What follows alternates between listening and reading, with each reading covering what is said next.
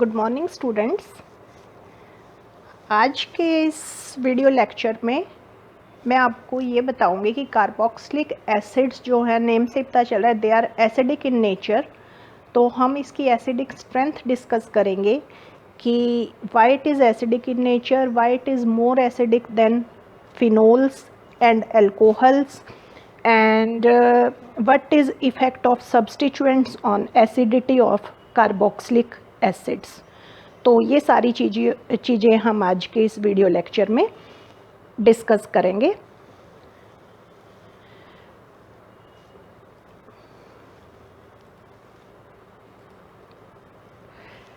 Then first, carboxylic acids are acidic in nature. कैसे prove करेंगे आप? एक तो ये ब्लू लिटमस को रेड कर देते हैं, this proves that they are acidic in nature. ठीक है। सेकंड, अब ये सोडियम बाइकार्बोनेट या सोडियम कार्बोनेट के साथ कार्बन डाइऑक्साइड गैस इवॉल्व करते हैं, जो कि फिनोल्स नहीं करते। तो it means they are stronger acids than phenols. ठीक है। देन हम बात करें तो एसिड और फिनोल दोनों ब्लू लिटमस को रेड करते हैं, बट एल्कोहल ब्लू लिटमस को रेड नहीं करते। तो ये चीज़ प्रूव करती है कि alcohols and carboxylic acids and phenols they are stronger acids than alcohols. ठीक है। तो जो हमारा एसिडिक स्ट्रेंथ का ट्रेंड रहता है वो ये रहता है, कार्बोक्सिलिक एसिड सबसे स्ट्रॉन्ग एसिड, उसके बाद आते हैं आपके फिनोल्स और उसके बाद आपके आते हैं एल्कोहल्स। ये ट्रेंड हमारा रहेगा। तो किसी भी एसिड की आपको पता है एसिडिटी हमें डिटरमाइन करनी है तो हम उसकी Ka वैल्यू या pKa वैल्यू देखते हैं। Ka वैल्यू जितनी ज़्यादा होती है एसिड उतना ही स्ट्रॉन्ग होता है, और pKa वैल्यू जितनी कम होती है एसिड उतना ही स्ट्रॉन्ग होता है। तो फर्स्ट हम डिस्कस कर रहे हैं why carboxylic acids are acidic in nature. अब कार्बोक्सिलिक एसिड्स जब आपके H+ लूज़ करके कॉन्जुगेट बेस अपना बनाते हैं कार्बोक्सिलेट एनायन, तो अब हम इन दोनों की स्टेबिलिटी को कंसीडर करेंगे। देखिए, सबसे पहले एसिड के रेजोनेटिंग स्ट्रक्चर देखिए। ये आपका एसिड है, इसमें क्या होगा, ये आपका ऑक्सीजन का पेयर है, ये यहाँ शिफ्ट हो गया, डबल बॉन्ड हो जाएगा। ये डबल होते ये डबल बॉन्ड वाला पेयर यहाँ शिफ्ट हो जाएगा और इस ऑक्सीजन पर नेगेटिव चार्ज आ गया और इस ऑक्सीजन पर पॉजिटिव चार्ज आ गया। ठीक है। तो ये हमारे थे एसिड्स के रेजोनेटिंग स्ट्रक्चर। अब इसने H+ लूज़ किया और ये किस में चेंज हो गया, अपने कॉन्जुगेट बेस में चेंज हो गया कार्बोक्सिलेट एनायन में। अब कार्बोक्सिलेट एनायन में देखिए ये रेजोनेंस स्टेबलाइज्ड है। जब आप ये यहाँ शिफ्ट करेंगे आपका क्या होगा, एक बार आपका इस ऑक्सीजन पर नेगेटिव चार्ज रहेगा, एक बार आपका इस ऑक्सीजन पर नेगेटिव चार्ज। तो इन जनरल अगर आप इनका रेजोनेंस हाइब्रिड बनाएं तो दोनों ऑक्सीजन के ऊपर नेगेटिव चार्ज ये डिस्पर्स है और डबल बॉन्ड आपका इन दोनों कार्बन ऑक्सीजन के बीच में कहीं भी हो सकता है। तो ये स्ट्रक्चर आपके जो कार्बोक्सिलेट एनायन बना है ये आपका ज़्यादा स्टेबल है। It is more resonance stabilised as compare to these structures. ये जो एसिड के स्ट्रक्चर हैं, क्यों? क्योंकि एसिड में आप देख रहे हैं एक स्ट्रक्चर ऐसा बन गया है जिसमें आपका ऑक्सीजन के ऊपर पॉजिटिव चार्ज आ गया। ठीक है। तो ये रेजोनेंस स्टेबलाइज्ड नहीं हुआ, कम हुआ ये आपका, और यहाँ पर रेजोनेंस स्टेबलाइजेशन ज़्यादा है। नेगेटिव चार्ज जो है that is dispersed over 2 oxygen atoms. ठीक है। तो डिस्पर्सल ज़्यादा है चार्ज की, स्टेबिलिटी ज़्यादा है, और स्टेबिलिटी ज़्यादा है तो इसका एसिडिक कैरेक्टर ज़्यादा होगा। एसिड को जब भी चांस मिलेगा वो H+ लूज़ करेगा और आपका कार्बोक्सिलेट एनायन यानी कि अपने कॉन्जुगेट बेस में चेंज हो जाएगा, क्योंकि उसका कॉन्जुगेट बेस उससे ज़्यादा स्टेबल है। क्लियर है ये चीज़? तो ये तो अभी मैंने बताया कि why they are acidic in nature. Next, अब हम इसका कंपेयर करते हैं acidic nature from phenols. Phenols के साथ कंपैरिजन करेंगे। अब फिनोल आपको पता है वीक एसिड होते हैं as compare to carboxylic acid, carboxylic acid से वीक एसिड होंगे। क्यों? अब कार्बोक्सिलिक एसिड के ऊपर हमने रेजोनेटिंग स्ट्रक्चर देखे थे, तो उसमें जो नेगेटिव चार्ज है कार्बोक्सिलेट एनायन का, that is dispersed over 2 oxygen atom as compare to phenoxide ion. अभी फिनोक्साइड आयन नेक्स्ट पेज पे हम देख रहे हैं। फिनोक्साइड आयन में it is dispersed over 1 oxygen atom. And secondly आप देखेंगे कि जो नेगेटिव चार्ज आया है वो लेस इलेक्ट्रोनेगेटिव कार्बन एटम पे आ गया। पहले एसिड के देखिए, एसिड के हमने ऊपर भी देख लिए, ठीक है, ये आपके ज़्यादा स्टेबल होंगे क्योंकि जो नेगेटिव चार्ज है that is dispersed over 2 oxygen atom. अब फिनोक्साइड आयन के देखिए, फिनोक्साइड आयन में this is dispersed over 1 oxygen atom, first और फिफ्थ स्ट्रक्चर देखिए, और बाकी तीनों स्ट्रक्चर में नेगेटिव चार्ज जो है वो किस पर आ गया, लेस इलेक्ट्रोनेगेटिव कार्बन एटम पर आ गया। तो they will contribute less towards the resonance hybrid. Resonance hybrid की तरफ आपके ये दोनों स्ट्रक्चर ही कंट्रीब्यूट करेंगे। तो सिर्फ आप इस केस में ये 2 रेजोनेटिंग स्ट्रक्चर ड्रॉ करके भी एक्सप्लेन कर सकते हैं कि इसमें तो जो कार्बोक्सिलेट है negative charge is dispersed over 2 oxygen atom and यहाँ पर 1/1 ऑक्सीजन एटम, ठीक है। तो कौन ज़्यादा रेजोनेंस स्टेबलाइज्ड हो गया? Carboxylate ion is more resonance stabilized than phenoxide ion, ठीक है। तो इसीलिए जो रिलीज ऑफ हाइड्रोजन आयन है from carboxylic acid that is very much easier as compare to phenols. तो that's why you can say carboxylic acids are more acidic than phenols. अब हम करते हैं कार्बोक्सिलिक एसिड्स और एल्कोहल्स की बात। Acid के तो हमने 2 बार ऊपर देख लिए, ये रेजोनेटिंग स्ट्रक्चर हैं, और एसिड के अंदर आपको पता है ये जो कॉन्जुगेट बेस बना है दैट इज स्टेबलाइज्ड। क्यों? क्योंकि oxygen is dispersed over 2 oxygen atoms. While in case of alcohols, जब एल्कोहल्स ने H+ लूज़ किया तो ये आपके किस में चेंज हो जाएंगे, RO नेगेटिव, एल्कोक्साइड आयन में चेंज हो जाएंगे। अब ये एल्कोक्साइड आयन जो है that is not resonance stabilised, इसमें कोई रेजोनेंस नहीं है। और सेकेंडली इंडक्टिव इफेक्ट की वजह से दिस R ग्रुप जो है that have electron releasing inductive effect plus I effect है, तो ये क्या करेगा, ऑक्सीजन के ऊपर नेगेटिव चार्ज की इंटेंसिफिकेशन कर देगा। ऑलरेडी ऑक्सीजन पे नेगेटिव चार्ज है और इलेक्ट्रॉन रिलीज़ कर रहा है, तो ऑक्सीजन पर नेगेटिव चार्ज की इंटेंसिफिकेशन हो जाएगी। और आपको पता है जहाँ कहीं भी इंटेंसिफिकेशन हो जाती है स्टेबिलिटी आपकी कम हो जाती है, ठीक है। तो एल्कोक्साइड आयन बन रहा है वो आपका कम स्टेबल है, कार्बोक्सिलेट आयन बन रहा है वो आपका ज़्यादा स्टेबल है। तो ये चीज़ आपकी क्या प्रूव करती है, ये चीज़ प्रूव करती है कि आपका कार्बोक्सिलिक एसिड्स जो है they are more acidic than alcohols. उसके बाद अब नेक्स्ट हम करते हैं effect of substituents on acidity of carboxylic acids. Carboxylic acids की एसिडिटी पर सब्स्टिट्यूएंट्स का क्या इफ़ेक्ट है। अब सब्स्टिट्यूएंट्स आपके इलेक्ट्रॉन विड्रॉइंग भी हो सकते हैं और इलेक्ट्रॉन रिलीजिंग भी हो सकते हैं। तो फर्स्ट सपोज कीजिए आप इलेक्ट्रॉन विड्रॉइंग सब्स्टिट्यूएंट आपने लगा दिए, तो हमेशा याद रखना इलेक्ट्रॉन विड्रॉइंग जो सब्स्टिट्यूएंट है दे इंक्रीजेज द एसिडिटी। जैसे ये आपका एसिड है कोई भी, आपने ये Z ग्रुप लगा दिया जो कि इससे इलेक्ट्रॉन विड्रॉ कर रहा है, अपनी तरफ खींच रहा है। तो कार्बोक्सिलेट एनायन पे देखो आपके नेगेटिव चार्ज है और ये और ज़्यादा इलेक्ट्रॉन अपनी तरफ खींच रहा है, तो ये नेगेटिव चार्ज सारे मॉलिक्यूल पर डिस्पर्स हो जाएगा and dispersal always leads to stability. तो इस वजह से आपकी अगर आप इलेक्ट्रॉन विड्रॉइंग ग्रुप लगा देंगे तो स्टेबिलिटी बढ़ जाएगी, क्योंकि जो अब कार्बोक्सिलेट आयन आपका है एनायन यू कैन से, उस पर नेगेटिव चार्ज डिस्पर्स हो गया, सारे मॉलिक्यूल पर उसने डिस्पर्स कर दिया है, जिसकी वजह से स्टेबिलिटी बढ़ जाएगी। अब इलेक्ट्रॉन विड्रॉइंग ग्रुप आपके डिफरेंट हो सकते हैं, उनकी नेचर डिफरेंट हो सकती है। तो देखिए कैसे इफ़ेक्ट करेगा। फर्स्ट केस देखिए, फर्स्ट में कोई भी आपके इलेक्ट्रॉन विड्रॉइंग ग्रुप नहीं लगा, ये एसिटिक एसिड है।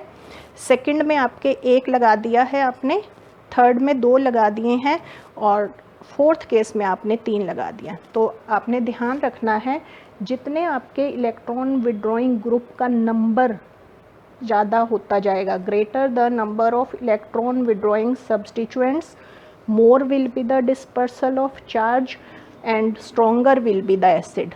तो इसीलिए जो आपका ये ट्राईक्लोरो एसिटिक एसिड है ये सबसे स्ट्रोंगर होगा, then dichloro, then monochloro and then acetic acid. First point clear है।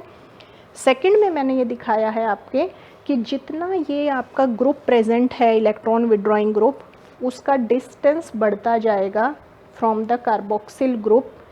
जैसे जैसे डिस्टेंस बढ़ता जाएगा, आपको पता है इंडक्टिव इफेक्ट है इनका, inductive effect decreases with distance, तो वैसे वैसे एसिडिटी आपकी कम होती जाएगी। तो ये आपका जैसे अल्फा क्लोरो ब्यूटायरिक एसिड है, ये आपका बीटा क्लोरो है, और ये आपका गामा क्लोरो है। ठीक है, तो आपका क्या होगा, अल्फा क्लोरो ब्यूटायरिक एसिड पर इंडक्टिव इफेक्ट सबसे ज़्यादा होगा और इसकी स्टेबिलिटी जो है सबसे ज़्यादा होगी, तो ये ज़्यादा एसिडिक होगा। तो क्या ट्रेंड रहता है आपका, alpha chloro butyric acid is more acidic than beta chloro butyric acid than gamma chloro butyric acid. Then next है आपका effect of electron withdrawing group on acidity. उसमें अब हम बात करते हैं कि इलेक्ट्रॉन विड्रॉइंग ग्रुप अलग अलग हो, कि इलेक्ट्रॉन नेगेटिविटी डिफरेंट हो। जैसे कि अब आप हेलोजेंस का केस ले लें, एक आपने लगा दिया फ्लोरो ग्रुप लगा दिया, एक आपका है ये फ्लोरो, एक क्लोरो, एक ब्रोमो और एक आयोडो।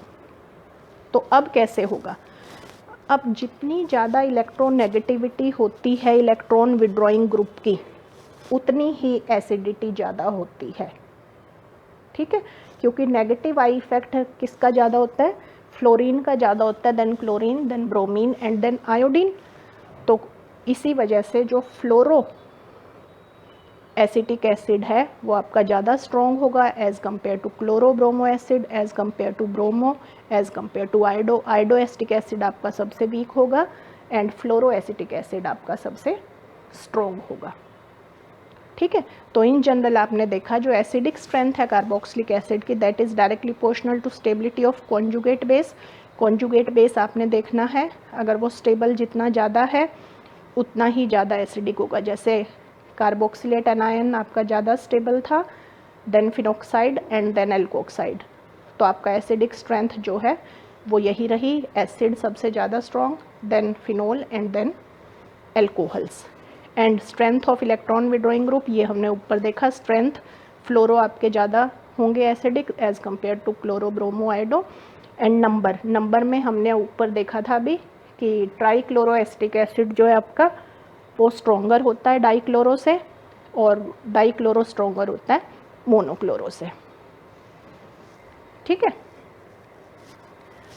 तो ये थे आपके इलेक्ट्रॉन विड्रॉइंग ग्रुप्स। नाउ है effect of electron releasing groups on acidity. अब इलेक्ट्रॉन रिलीजिंग का नेचुरली उससे उल्टा चलेगा।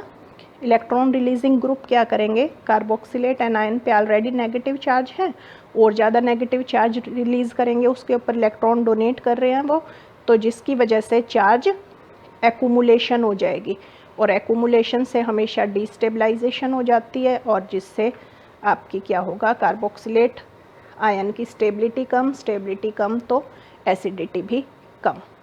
ठीक है, तो जैसे देखिए फॉर्मिक एसिड जिसमें आपका कोई भी इलेक्ट्रॉन रिलीजिंग ग्रुप नहीं है वो आपका सबसे स्ट्रॉन्गर होगा एज़ कम्पेयर टू मिथाइल में अब आपके 1 लग गया है, then as compare to this is isobutyric acid, तो आइसोब्यूटायरिक में आपके 2 मिथाइल ग्रुप लगे हैं, तो इसका एसिडिक करेक्टर और भी कम होगा। तो जितना आपका इलेक्ट्रॉन रिलीजिंग ग्रुप आप लगाते जाएंगे और जितना उनका प्लस आई इफेक्ट ज़्यादा होता जाएगा, उतना ही आपका कार्बोक्सिलेट आयन डिस्टेबलाइज होता जाएगा, इट मीन्स एसिडिटी आपकी डिक्रीज होती जाएगी। क्लियर है ये? तो ये आपका था effect of electron releasing substituents on acidity. Then हम बात करते हैं, अभी तक हम एलिफेटिक कार्बोक्सिलिक एसिड्स की बात कर रहे थे।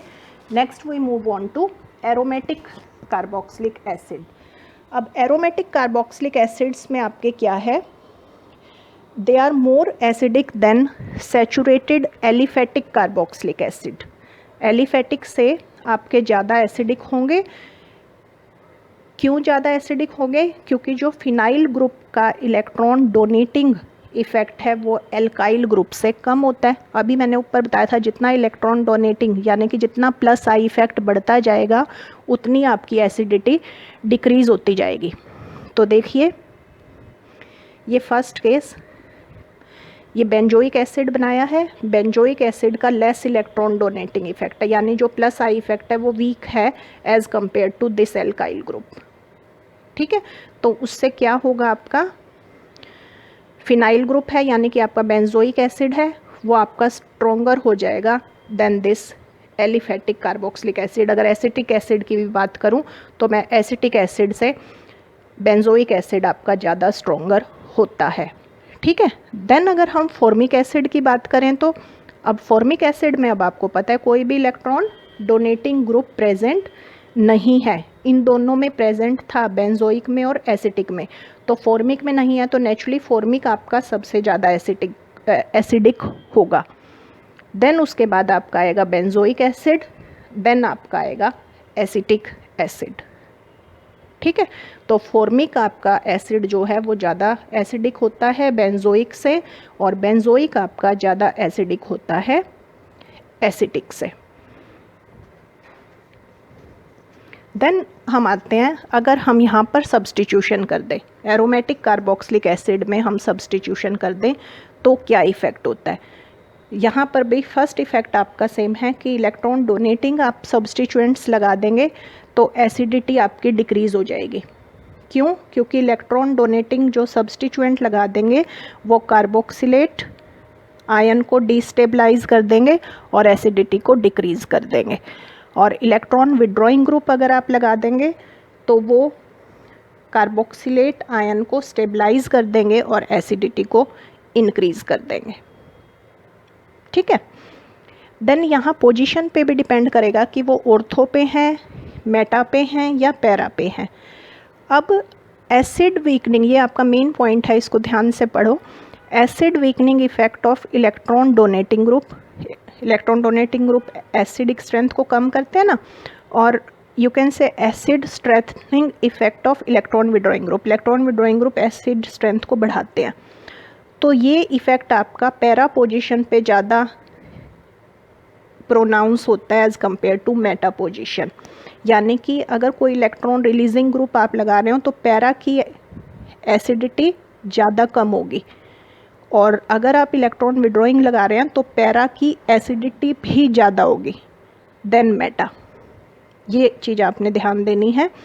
देन अगर हम कोई भी सब्स्टिट्यूएंट वेदर इलेक्ट्रॉन विड्रॉइंग और डोनेटिंग अगर हम ऑर्थो पे लगा देते हैं तो it always increases the acidity and this effect is known as ortho effect. तो व्हाट इज ऑर्थो इफेक्ट? कि ortho substituted benzoic acids are always more acidic than isomeric meta and para substituted benzoic acid and even more acidic than benzoic acid. यानी कि benzoic से, Meta से, para से, इन सब से ज़्यादा एसिडिक होते हैं ऑर्थो। और चाहे उस ऑर्थो पर आपका इलेक्ट्रॉन विड्रॉइंग ग्रुप लगा हो चाहे electron releasing group, it doesn't matter. वैसे क्या होता है, इलेक्ट्रॉन रिलीजिंग ग्रुप जो है एसिडिटी को कम करते हैं, लेकिन अगर वो ऑर्थो पर प्रेजेंट हैं तो वो उस टाइम एसिडिटी को इंक्रीज करेंगे। ठीक है, तो ऑर्थो इफेक्ट का एग्जैक्ट रीज़न तो आज तक भी क्लियर नहीं है, लेकिन शायद ये जो है due to steric inhibition of resonance क्योंकि उसके पास प्रेजेंट है, आपके COH के पास प्रेजेंट है, और इसी वजह से उसका स्ट्रॉन्गेस्ट इंडक्टिव इफ़ेक्ट भी होगा क्योंकि बिल्कुल पास है। और कई केसेस में इंट्रामोलिकुलर हाइड्रोजन बॉन्डिंग भी पॉसिबल हो जाती है कॉन्जुगेट बेस के अंदर। तो शायद ये कुछ फैक्टर्स हैं जिनकी वजह से ऑर्थो वाले ज़्यादा एसिडिक होते हैं। तो कोई एक पर्टिकुलर पॉइंट आपकी ऑर्थो की एसिडिटी को एक्सप्लेन नहीं कर सकता।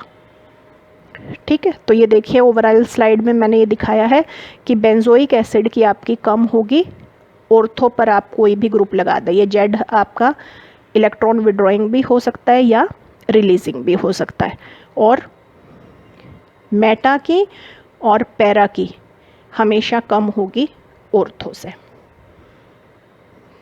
ठीक है,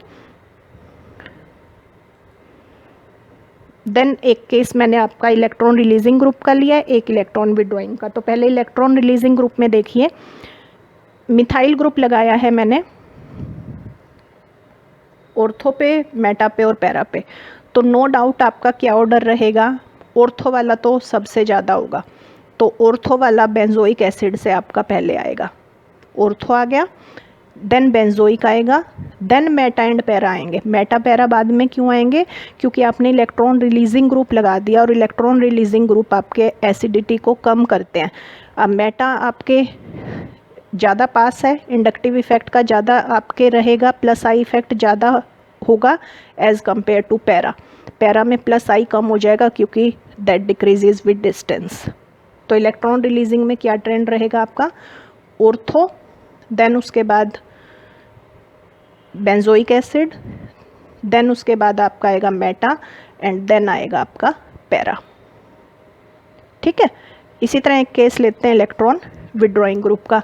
अब इलेक्ट्रॉन विड्रॉइंग ग्रुप का जो है माइनस आई इफेक्ट भी है और माइनस आर रेजोनेंस इफेक्ट भी शो करता है जब ये ऑर्थो और पैरा पोजीशन पे प्रेजेंट होता है। मेटा पे आपका रेजोनेंस इफेक्ट नहीं होता, आपका रेजोनेंस इफेक्ट जो है वो होता है ऑर्थो और पैरा पोजीशंस पर।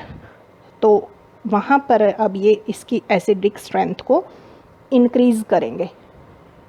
ठीक है, तो यानी कि बेंजोइक एसिड से तो तीनों ही स्ट्रॉन्ग होंगे, लेकिन सबसे ज़्यादा स्ट्रॉन्ग कौन सा हो जाएगा, ऑर्थो, क्योंकि ऑर्थो इफेक्ट की वजह से ऑर्थो तो आपके सबसे ज़्यादा स्ट्रॉन्ग होने ही होने हैं।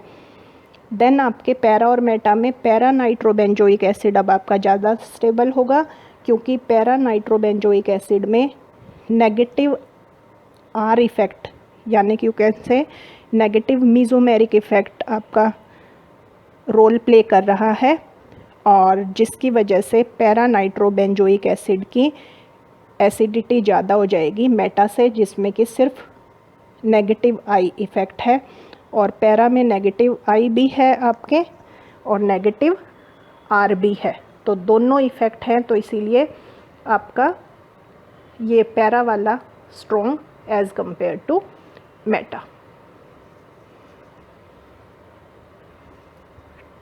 ओके, तो ये आपका था कि why carboxylic acids are acidic in nature and what are effects of substituents on acidity of carboxylic acids. Thanks for watching the video. Thank you.